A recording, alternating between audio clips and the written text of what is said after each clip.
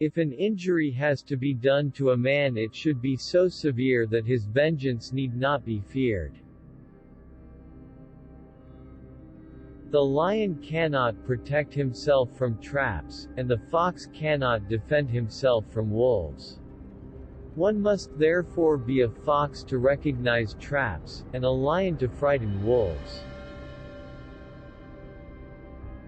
There is no other way to guard yourself against flattery than by making men understand that telling you the truth will not offend you. It is much safer to be feared than loved, because love is preserved by the link of obligation which, owing to the baseness of men, is broken at every opportunity for their advantage, but fear preserves you by a dread of punishment which never fails. People should either be caressed or crushed. If you do them minor damage, they will get their revenge, but if you cripple them, there is nothing they can do. If you need to injure someone, do it in such a way that you do not have to fear their vengeance. All courses of action are risky, so prudence is not in avoiding danger, it's impossible, but calculating risk and acting decisively. Make mistakes of ambition and not mistakes of sloth.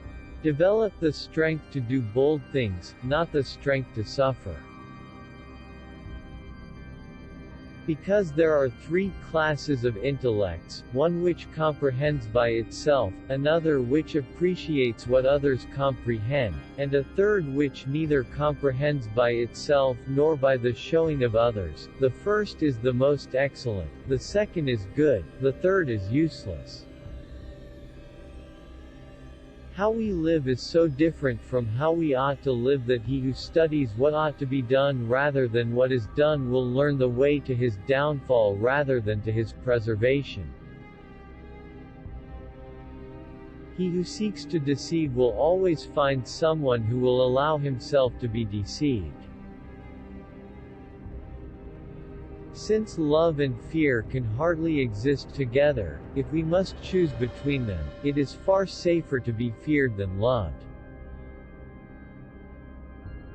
Men are so simple of mind, and so much dominated by their immediate needs, that a deceitful man will always find plenty who are ready to be deceived. A man who is used to acting in one way never changes, he must come to ruin when the times, in changing, no longer are in harmony with his ways. A prudent man should always follow in the path trodden by great men and imitate those who are most excellent, so that if he does not attain to their greatness, at any rate he will get some tinge of it. Any man who tries to be good all the time is bound to come to ruin among the great number who are not good. Hence a prince who wants to keep his authority must learn how not to be good, and use that knowledge, or refrain from using it, as necessity requires. And here comes in the question whether it is better to be loved rather than feared, or feared rather than loved. It might perhaps be answered that we should wish to be both, but since love and fear can hardly exist together, if we must choose between them, it is far safer to be feared than loved. Wisdom consists of knowing how to distinguish the nature of trouble, and in choosing the lesser evil.